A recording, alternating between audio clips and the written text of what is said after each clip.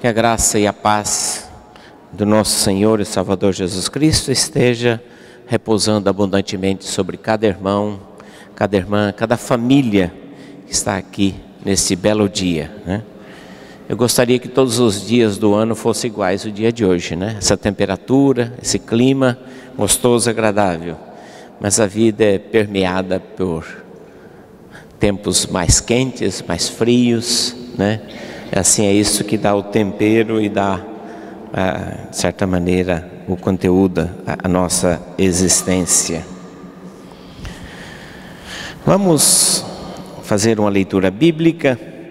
Nós estamos iniciando no mês de maio uma série de temas sobre a família. Nosso tema de maio vai ser uma igreja chamada família.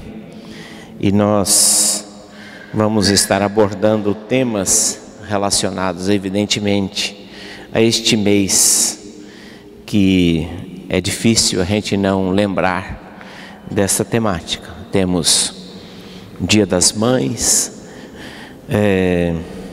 os católicos dizem que é o mês de Maria, antigamente se dizia que era o mês das noivas, né? E assim por diante, sempre temas relacionados à família. Abra a sua Bíblia no Evangelho segundo São Lucas, Evangelho segundo São Lucas, no capítulo 10, nós vamos ler um texto bíblico de uma família de Marta e de Maria e Lázaro. Esta família é destacada no Novo Testamento, aparece em vários episódios, e aqui neste encontro com o Senhor Jesus. Evangelho segundo São Lucas, no capítulo 10, do versículo 38 ao versículo 42. Indo eles de caminho, entrou Jesus num povoado e certa mulher chamada Marta hospedou-o na sua casa.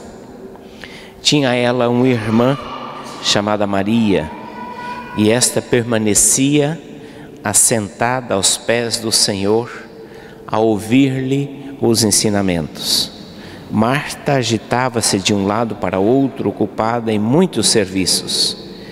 Então se aproximou de Jesus e disse: Senhor, não te importas de que minha irmã tenha deixado que eu fique a servir sozinha? Ordena-lhe, pois, que venha ajudar-me. Respondeu-lhe o Senhor: Marta, Marta, andas inquieta e te preocupa com muitas coisas. Entretanto, pouco é necessário, ou mesmo uma só coisa. Maria, pois, escolheu a boa parte, e esta não lhe será tirada. Nós vemos esse texto, um texto que trata de um conflito em família. Na verdade, família moderna, e de maneira muito mais acentuada, vive um permanente conflito. A família está em crise. Nós vemos o aumento muito forte de divórcios, de separações. Há uma tendência muito crescente das pessoas se separarem cada vez mais cedo, e um processo crescente que a última estatística do IBGE apontou. Nós vemos uma família que está sendo contestada na sua forma de ser. As recentes tentativas e propostas de legislação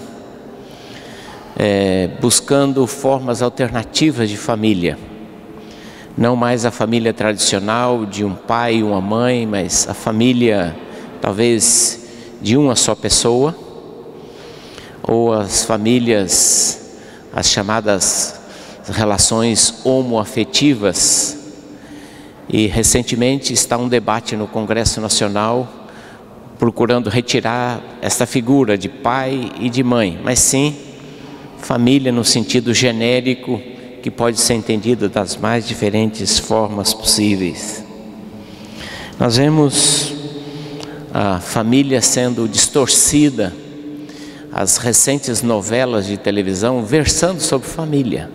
A temática é família, mas famílias em conflito, famílias desestruturadas, maridos traindo esposas abertamente e justificando isto, esposas traindo o marido e justificando que não tinha alternativa, que é a maneira mais adequada, mais correta de sobreviver naquela circunstância adoecida. E assim por diante, a família é bombardeada com todos esses conceitos distorcidos, e que parece que a definição mais adequada de família hoje, dentro desse contexto, é um grupo de pessoas que vivem debaixo do mesmo teto, que se toleram, que se suportam e que estão ali por conveniência ou porque não tem alternativa. É mais ou menos isto a imagem que passa. Talvez até seja esta a razão que hoje os jovens estão demorando mais para se casar. A idade do casamento hoje está se tornando mais tardia, talvez por conta desta hesitação, dessa imagem, por conta dessa mentalidade que permeia o nosso tempo, que família é algo que é ruim, família é algo potencialmente conflitivo, destrutivo e cheio de relações doentias. E a família cristã? Será que a família cristã tem conflitos? Será que a família cristã tem dificuldades também?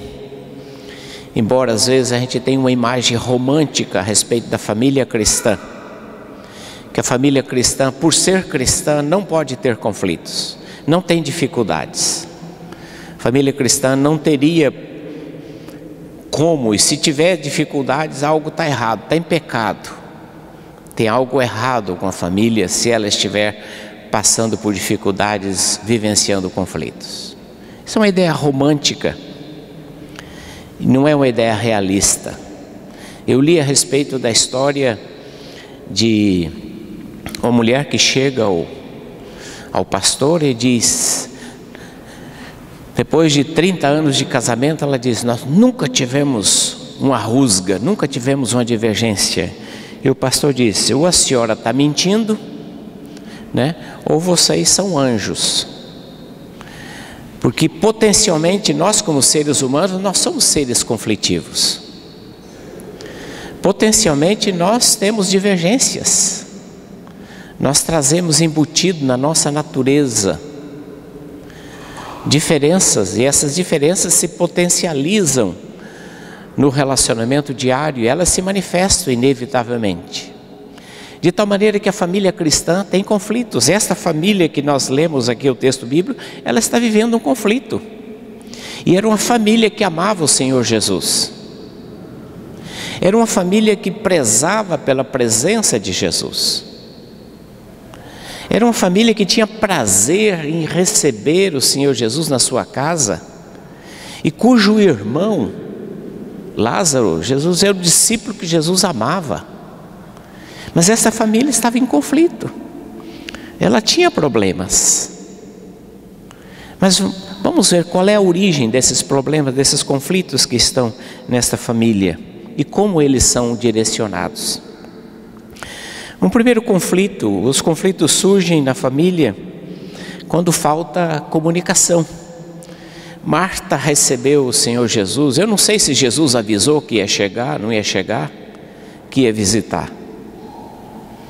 Mas o fato é que ali está evidente a falta da comunicação, porque Marta então se põe, toda apressada a preparar alguma coisa para Jesus, para alimentar Jesus. E Marta se esforça por receber Jesus.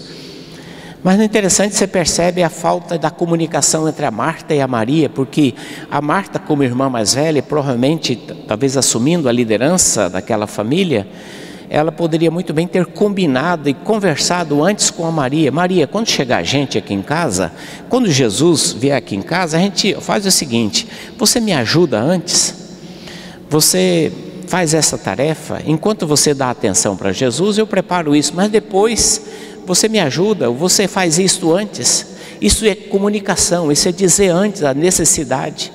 Fato é que Marta estava tendo uma necessidade naquele momento de ser ajudada. E ela se irrita porque a irmã não percebe a sua necessidade. E geralmente nós somos assim, nós ficamos irritados quando as pessoas não percebem as nossas necessidades.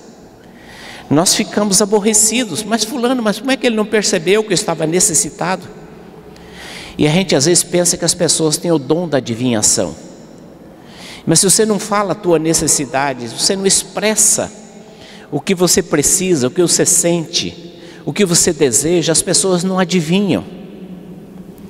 E aqui é um conflito de comunicação, porque a Maria não consegue adivinhar a necessidade da Marta. Mas há também um problema de comunicação distorcida. Eu imagino que a Marta lá na cozinha, ela preparando as coisas, botando no forno, fazendo o suco, preparando, a comida, ajeitando a mesa. E ela começa talvez a querer bater a porta da geladeira, batendo as panelas, para ver se a Maria acorda. E se a Maria desconfia que ela está lá na cozinha, atarefada, e vem ajudar. Mas a Maria nem está nem aí, conversando, altos papos com o Senhor Jesus. E geralmente nós temos conflito em família porque às vezes a nossa comunicação é por gestos. Às vezes a gente chega em casa bravo, bate uma porta, a gente está querendo dizer para a esposa ou para os filhos que a gente está nervoso. Não falem comigo. E às vezes a nossa comunicação é uma comunicação indireta. Ela não é objetiva, a gente fica comunicando às vezes por um rosto fechado. A esposa pergunta: o que você tem? Nada. Aconteceu algum problema? Não. É claro que aconteceu. Porque quando a gente bota o pé na porta de casa, a esposa já sabe como é que você chega. Mulher tem uma antena, que eu não sei de onde veio essa antena, só pode ter sido Deus que deu, porque percebe metros de distância, ela já percebe como você está chegando. Se você está chegando alegre, sobrecarregado, triste, eu ligo para minha esposa: o que você tem? Não tenho nada. Não, tua voz está diferente. E esta comunicação às vezes que é por gestos, o silêncio. Você senta no sofá e fica calado, quietinho, não diz uma palavra. E a esposa percebe que tem alguma coisa errada. O que você tem? Nada. É a comunicação distorcida. Às vezes a gente está descontando nos filhos, descontando nos objetos, descontando em outras pessoas, situações que nós estamos vivendo. É uma espécie de um recado indireto, para que a pessoa entenda. Então, muitas vezes a comunicação distorcida gera conflito no lar, na família e na igreja. Você se ausenta da igreja, está mandando um recado, até que as pessoas percebam que aquele seu lugarzinho ali está vazio, você deixou de vir, até que as pessoas percebam. Aí você vai dizer: o que houve? Aí vem aquela amargura, aquele ressentimento. A tua ausência é uma forma ruim de dizer que você está triste, está amargurado, está descontente com a igreja. A gente não diz diretamente. E a gente espera que as pessoas adivinhem o nosso estado de ânimo, a nossa dificuldade. Há conflitos também. A evidência do conflito é quando a gente precisa usar um terceiro para dizer para a pessoa. Marta está usando Jesus. Jesus, diga para ela. Por que o Marta não diz para ela: Maria, por favor, venha cá um pouquinho? Mas Marta precisa ir para Jesus. Jesus, diga para ela. Usando um terceiro para comunicar. Como pastor, eu já tenho recebido muito desses pedidos. Pastor, eu preciso chamar a atenção do meu marido. Pastor, dá uma palavra para minha esposa, para o meu filho. Porque a comunicação direta, pessoal, já não está funcionando. E Marta precisa recorrer a um terceiro para dizer: diga para ela que ela está errada. Puxa a orelha dela, dá um sermão para ela. E aqui é uma dificuldade de comunicação. Mas os conflitos também surgem, e esse texto evidencia isto, quando as prioridades não estão definidas. A prioridade para Marta é alimentar Jesus. Não, Jesus, ele está desnutrido. Vamos enfiar comida em Jesus, né? Precisa fazer um monte de comida. Essa era na cabeça de Marta. Era a forma dela entender que a relação com Jesus é colocar comida para Jesus. A prioridade de Maria, não, comida, não tem importância. A prioridade é a gente conversar. Marta é o tipo de mulher que não pode ver a pia suja, nem a casa suja, e que se irrita se passar o dedo na mesa e tiver poeira. Mas Maria não está nem aí se a pia está suja, se tem roupa esperando para ir para a máquina. Maria, o importante é conversar, dar atenção às pessoas. As duas coisas estão erradas? Não. Mas é questão de prioridade, de escolher o que é prioridade. O que vem primeiro? E aqui é um conflito porque para Marta o mais importante é fazer comida. Comida é importante, ninguém fica sem comida. Para Maria o importante é conversar, dar atenção. As duas coisas são vitais. Mas é questão de você escolher o momento certo e dosar as necessidades de acordo com as circunstâncias.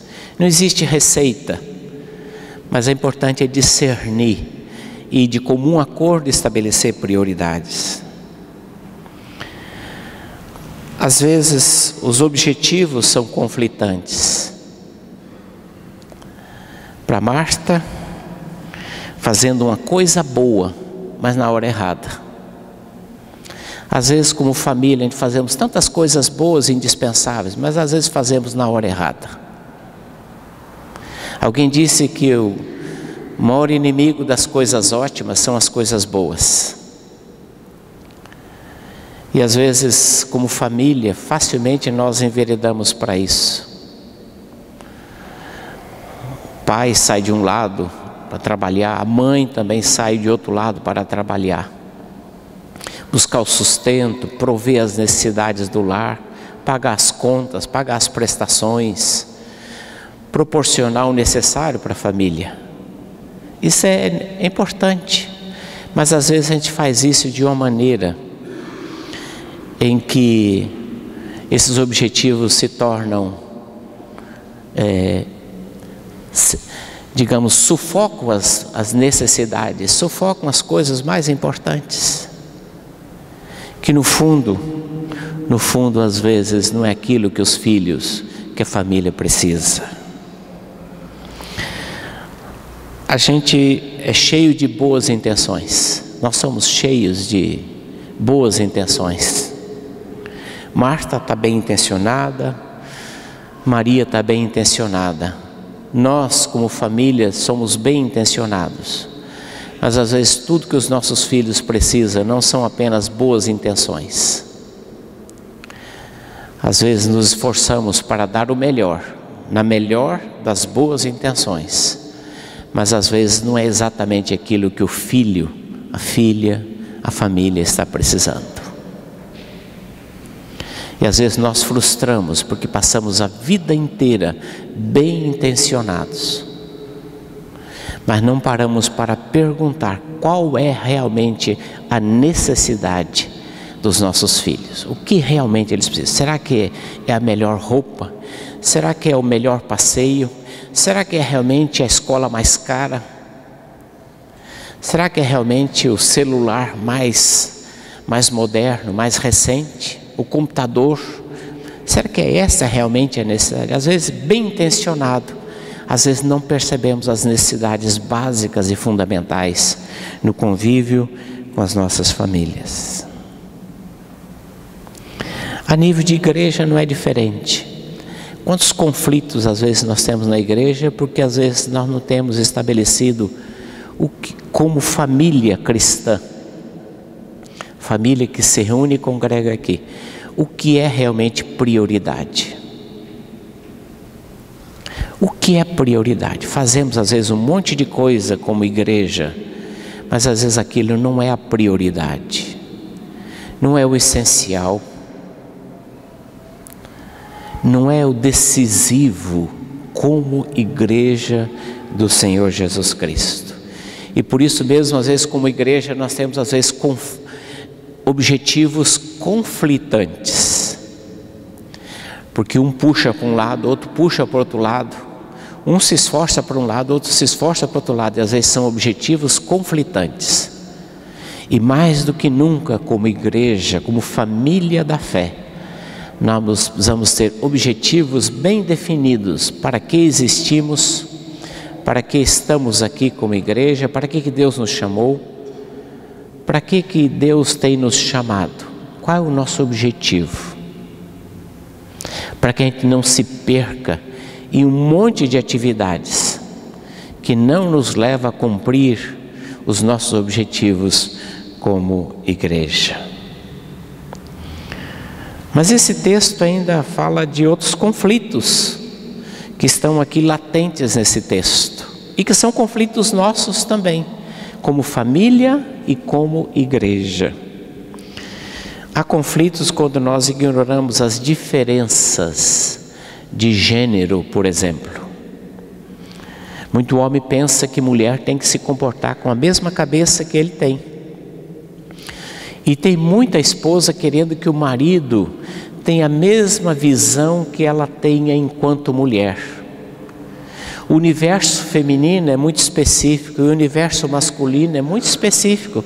Embora ambos sejam criaturas humanas, criadas à imagem e semelhança de Deus, mas a mentalidade feminina, o universo masculino são dois mundos distintos, são duas maneiras de ver, de perceber a realidade, de reagir perante a realidade, de ordenar o mundo, de tomar decisões. E às vezes o homem passa a vida inteira, o marido a vida inteira, querendo mudar a esposa, a sua imagem e semelhança, e quando ela fica parecido com ele, ele olha para ela e diz: não é isso que eu quero. Nós temos que entender as diferenças de gênero, como funciona a cabeça de uma mulher. Isso é um mistério, né? Como funciona a cabeça de homem? As mulheres vão dizer, é também um mistério, né? Que cabeça de homem é difícil de penetrar.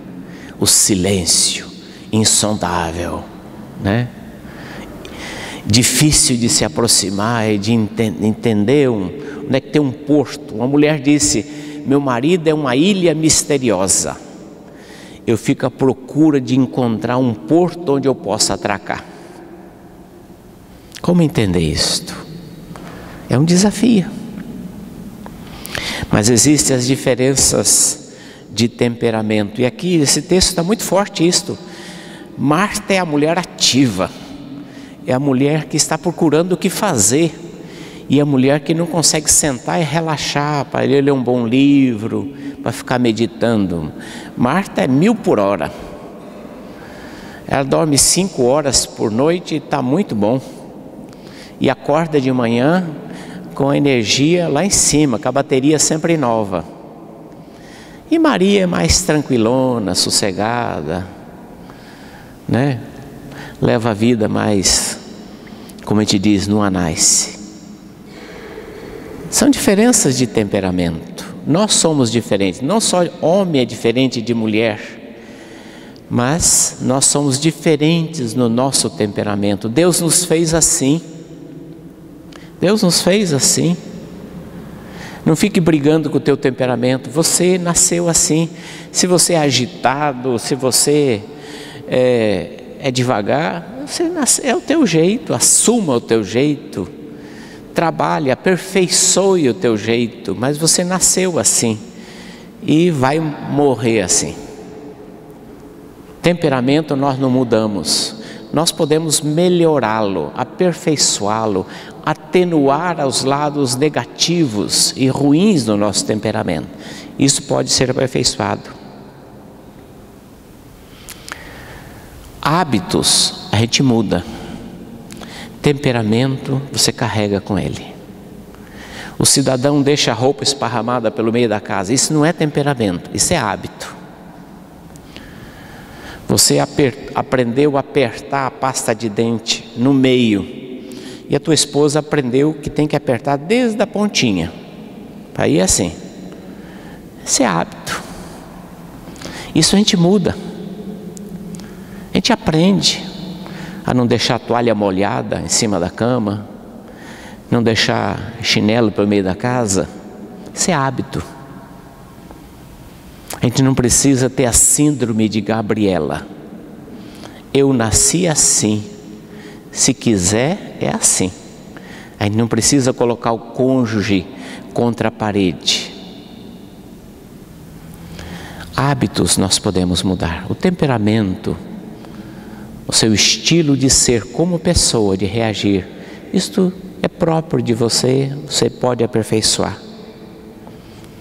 Nós temos diferenças de cultura, você foi criado numa região, um tipo de família, um estilo de vida. Temos diferenças e trazemos isto para a família, para o casamento, trazemos isto para a igreja. Os nossos hábitos, os nossos temperamentos, de maneira que a igreja é essa dimensão heterogênea, não só do gênero, não só do temperamento, da cultura, e na igreja nós precisamos respeitar isto e aprender a conviver com isto e a olhar para o irmão e orar para Deus dar paciência, mas ele com certeza está orando para Deus, dando paciência para ele, para te suportar, porque nós temos as nossas manias também, e às vezes as nossas manias não são fáceis para o irmão, para a irmã que senta ao teu lado na igreja. A Marta está irritada, parece com temperamento. Essa Maria é muito sossegada, essa Maria é muito devagar, essa Maria não está nem aí para as necessidades. E talvez a Maria lá dizendo: Marta, essa Marta é muito agitada, essa Marta, meu Deus, misericórdia, dá-me paciência com a Marta, porque essa Marta não para, não sossega. Ela não percebe que é importante de sentar, conversar. Diferenças que temos na família, precisamos conviver e entender que a diferença faz a riqueza. O mundo seria terrível se fosse todo mundo igual. Mas um só de você é suficiente no mundo. Por isso que Deus nos criou diferentes. Mas graças a Deus que os conflitos podem ser superados. Ter conflito não é problema. O problema é quando a gente não enfrenta os conflitos, quando a gente não trabalha para superar os conflitos. Por isso todas as famílias têm conflitos. Isso não é nenhum problema, isso não é nenhuma novidade. Pastor tem conflito, eu tenho conflitos. O problema não é a gente ter conflitos, o problema é deixar os conflitos adormecidos na gaveta, enfiar os conflitos, varrer os conflitos para baixo do tapete, a gente viver uma vida de aparência. Todos nós temos conflitos, em maior ou menor grau. Em um determinado momento da vida da família, cedo ou tarde, os conflitos aparecem e eles apenas mudam de endereço, mudam de nome, mas na essência os conflitos estão lá. Não há nenhum problema ter conflito. E Jesus estava ali naquela casa. É interessante, foi a presença de Jesus que revelou o conflito. Foi a presença de Jesus que revelou. Foi o fato de Jesus chegar que o conflito fez o conflito aflorar e manifestar. Mas é também a presença de Jesus que torna possível a solução de conflitos. É quando Ele está presente que os conflitos também podem ser solucionados, eles podem ser vencidos. Ele está lá, Ele está vendo. Jesus percebe a situação. vê a Marta esbaforida lá na cozinha, vê a Maria sentada conversando com ele. Jesus tem uma percepção muito aguçada e ele percebe aquele quadro, e Jesus deixa até que a Marta venha a ele e diga: Senhor, nós estamos vivendo um problema aqui, tu não te importa? Tu não está vendo? É uma censura velada a Jesus. Jesus está vendo o conflito e Jesus, então, aí ele intervém quando a Marta admite, expressa a situação conflitiva. Ele está presente. Esta é a grande bênção de ter Jesus na nossa família.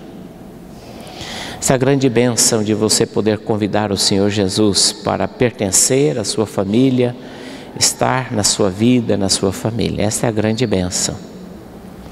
É que a presença dele faz a grande diferença. É a presença dele que torna possível esta solução conflitiva. Mas também a solução do conflito, a superação do conflito, é quando nós ouvimos a sua orientação. É interessante, observe no texto que Jesus diz: Marta, você está correndo atrás de tanta coisa, quando pouca coisa é necessária. Pouco. Você corre, mas pouca coisa é suficiente. Maria escolheu a melhor parte, e essa não lhe será tirada. É interessante que o texto termina aqui. Eu tenho a impressão que Marta calou a boca. Ela ficou quieta, não retrucou a Jesus. Marta poderia dizer, talvez a gente pudesse dizer para Jesus: mas eu sei que o Senhor não está na minha pele. É que o Senhor não está aqui todo dia nessa casa. É que o Senhor não aguenta essa irmã aqui tanto tempo. É que o Senhor não conhece, o Senhor vem aqui de vez em quando, né? Mas é interessante que Marta, ela se cala. Quando Jesus diz isso, ela se cala. Para mim isso é significativo. Significa que Marta diz: tá bom, Senhor.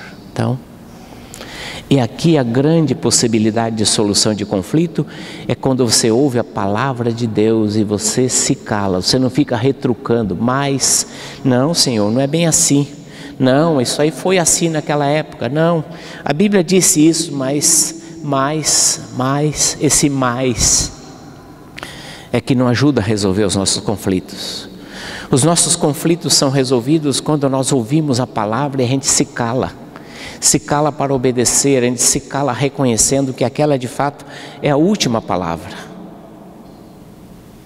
Os nossos conflitos têm fim quando você ouve a palavra de Deus e diz: este é o ensino da palavra de Deus. Manda quem pode, obedece quem tem juízo. A gente não diz isso?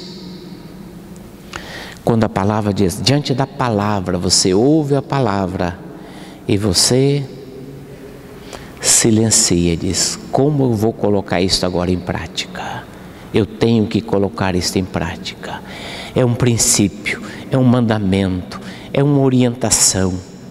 Eu preciso colocar isso em prática. Eu não tenho que ficar argumentando, questionando, duvidando da palavra de Deus. É por isso que muitas famílias estão em crise, em processo irreversível, porque questionaram e estão questionando a palavra de Deus, estão relativizando a palavra de Deus. Deus diz, eles dizem mas, Deus diz porém, Deus diz, bom, não sei, vou ver.